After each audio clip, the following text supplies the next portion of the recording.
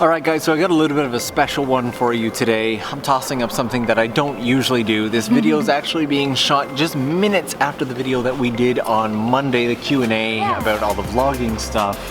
It's a fun video. It was. Go check it out if you missed it. Today, I'm just going to be doing a one-to-one Q&A with Sharla. An interview, if you will. He's grilling me. Because we've never had the chance to sit down and do this. So without further ado, we're gonna do this in 3, 2. With Sharla leaving pretty soon, I wanted to take the opportunity and just share a little bit of background of both of our lives, all that stuff. Sharla did a video a while back. Loves your face. Sharla did a video a while back about how we met and all that, so I'm not going to go into any of that. But I'm going to ask Sharla some questions today that I've never asked her before. They were just all assumed stuff. Okay. I'm sure you've answered this in videos before. Simple answer. What was the trigger that made you decide, yep, I'm moving to Japan? What pushed you over the line of just liking Japan and actually wanting to live here? I guess the short-term homestay that I did. It was so great, and it was way too short. It was 2 weeks long, and I felt like there was so much more to Japan to see, and I figured I'd need a lot of time to see it all. So after that, I decided I wanted to move here, but it took me 2 years after that to actually move here. 2 or 3 years. More than 3 years, yeah. Jeez. All right. Okay. That 2 to 3 years.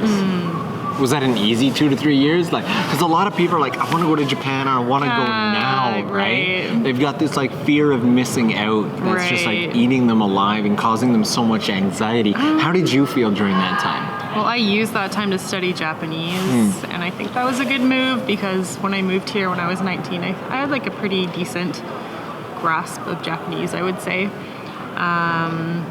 So I took some Japanese classes in high school and in university, and I also worked part-time at a sushi shop and another job touring Japanese people around the city. So I had all these jobs and classes related to Japan. So I was basically like studying as much as I could before I came here. So I made the best out of the time that I had before I moved here, I guess.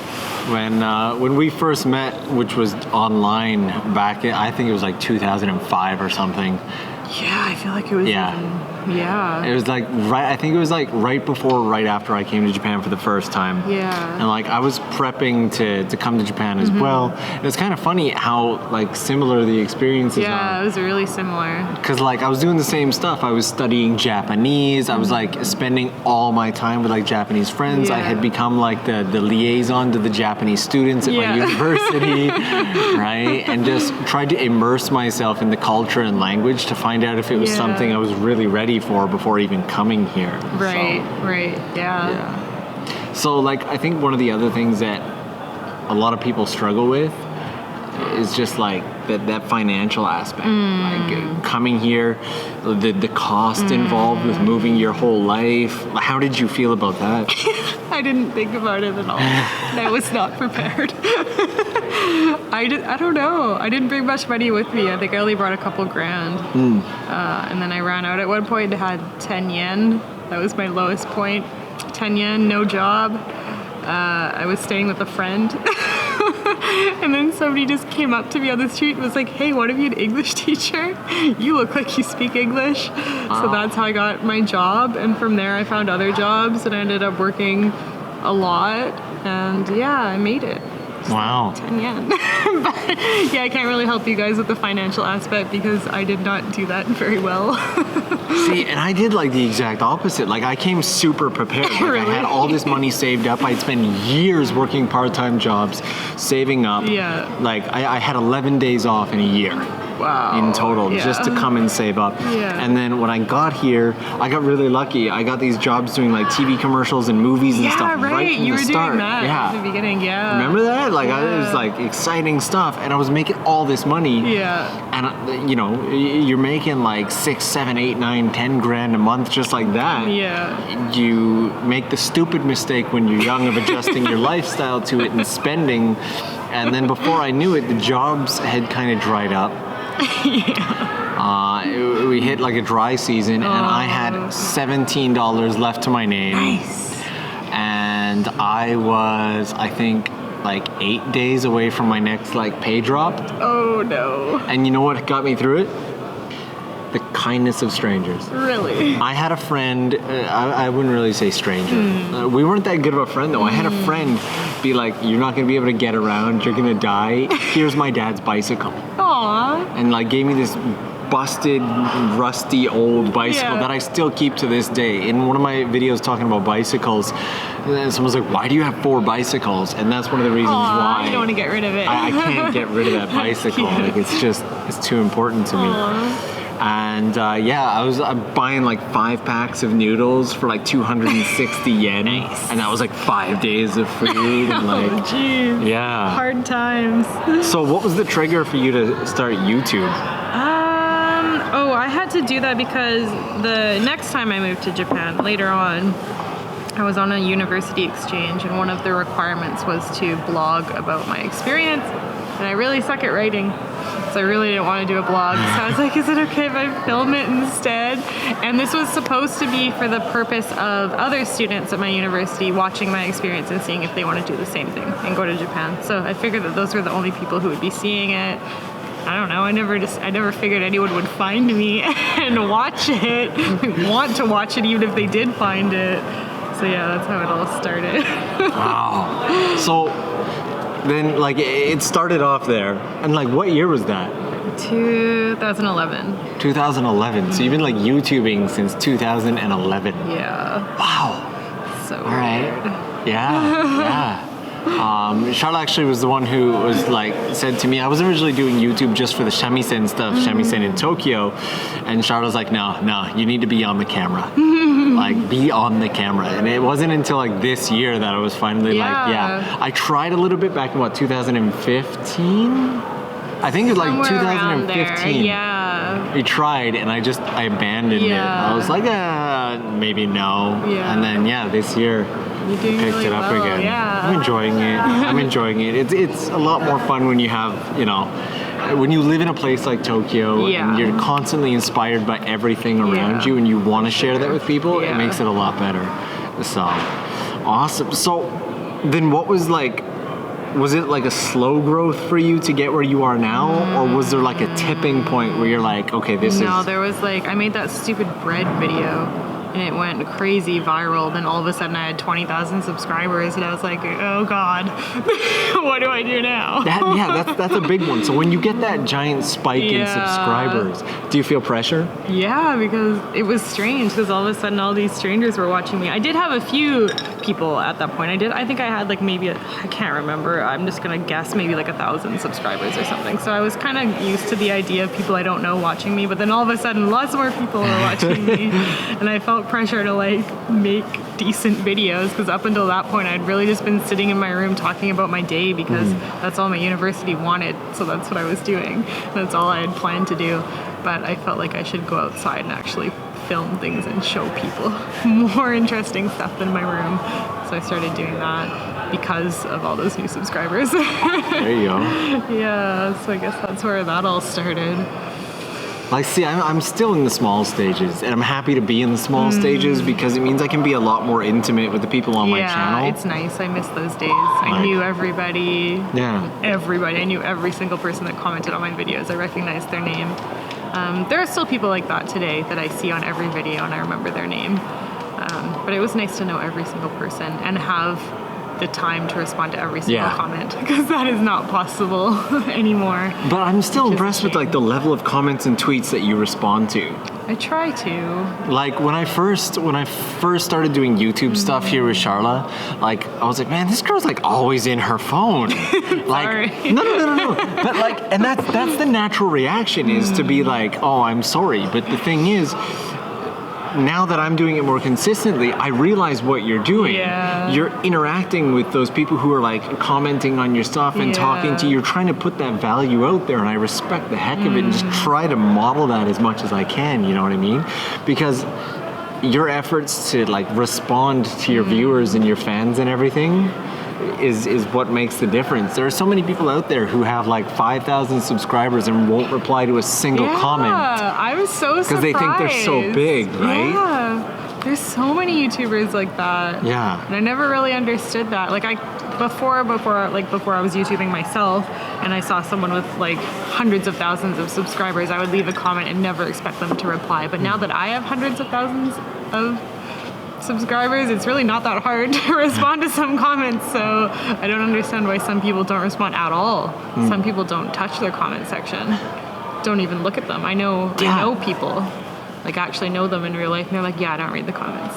I live for that comment section. Without it, it's really strange. Remember that one day when YouTube was broken and we couldn't read our comments? That was so frustrating. We're like texting each other, freaking out, going like, okay, let me know if you get to see any comments. It says I have 63 comments, but I can't see them. Yeah, like the creator app just gave me like, It's really strange because then it feels like you're a TV show and you can't get any feedback, and I don't like that. Yeah. I often call like it like the Tokyo Lens community because I really feel like it's got that community feel to it. And I love when the people like in the comments are interacting with each other. Yeah. It's just so beautiful, you know? Answering each other's questions. So just absolutely love it. So you know, I'm not really, I've got so many questions that I want to be able to ask because Sharla and I have never really had a chance just to sit down and just talk like this.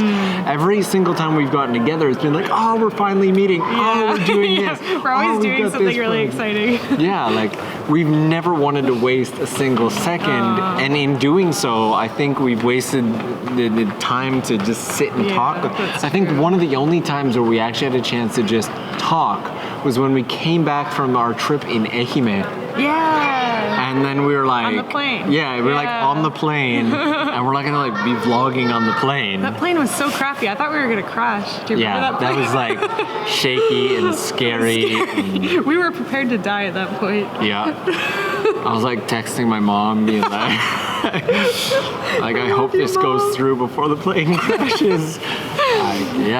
That was a rough landing too. And then you almost didn't. It was so bad. You almost didn't like make it home that because we were late, right? And then there were like no buses or something. Oh my god, yeah, that was a disaster. I had forgotten all about that. Yeah, but it was like one of the only other times we've had a chance to like just sit and talk, right?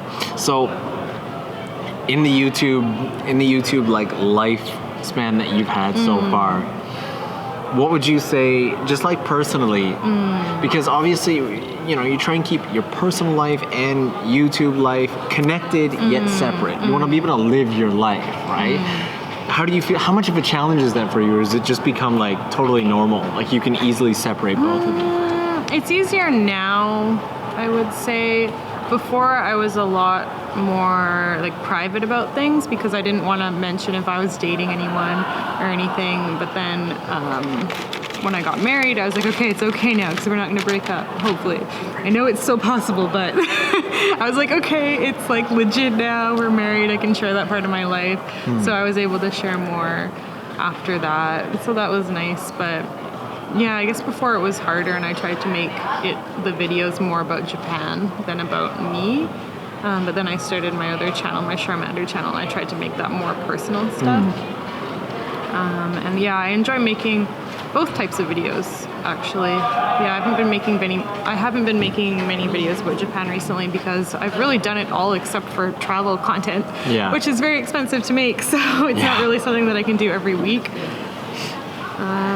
But yeah, I kind of miss making those videos, so I'm looking forward to go to Korea so I can get back into the cultural stuff and learning about, you know, Korean language and culture and people, and yeah. Love it. That's why I was just taking a second. So I guess, all right, I don't want this to go on forever. I've asked a lot of the questions that I want to ask, but what I really want to know is you got the two channels. You got Sharla in Japan and Sharmander, which is titled Sharla in Japan on the link. Yeah, that was just so no one else could steal it. Smart. I guess my last two questions are, number one, have you decided on a new channel name? I'm not going to be changing anything. I'm going to leave the Japan channel as an archive and not upload there anymore, and just bring everything over to the Sharmander channel. And just keep it as Sharmander. Yeah, with the new YouTube algorithm, you need to be uploading as much as possible, and splitting that between 2 channels is not a good idea anymore. It used to work fine when once a week uploads were okay, but nowadays it's YouTube is pushing people to upload as much as possible, so I'm just going to bring everything over to the one Sharmander channel. I think it'll work better. Yeah. And you've talked about the cultural exploration, the adventure. You get this new life moving to Korea. As a person, not as a YouTuber, not as a vlogger, not as Keyboard Son's wife. As a person, what's next for you? It's a good question.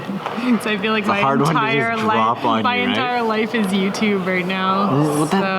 It's hard to kind of take that out of the equation. So if that's the case, then would you say like the next thing is just broadening your content? Is it new stuff? Is it changing the quality of your uploads? Like in your personal development journey? Okay, personal development journey is going to be speaking Korean. Oh, there we go. Because I'm moving to a country where I can't speak the language, and I've never done that before. So I don't really like that feeling. It's really frustrating to go to a restaurant and not be able to talk to the waiter. So every time I go to Korea, I have that struggle. And I know that I don't want to live that way. So I'm going to be focusing a lot on studying Korean when I move there.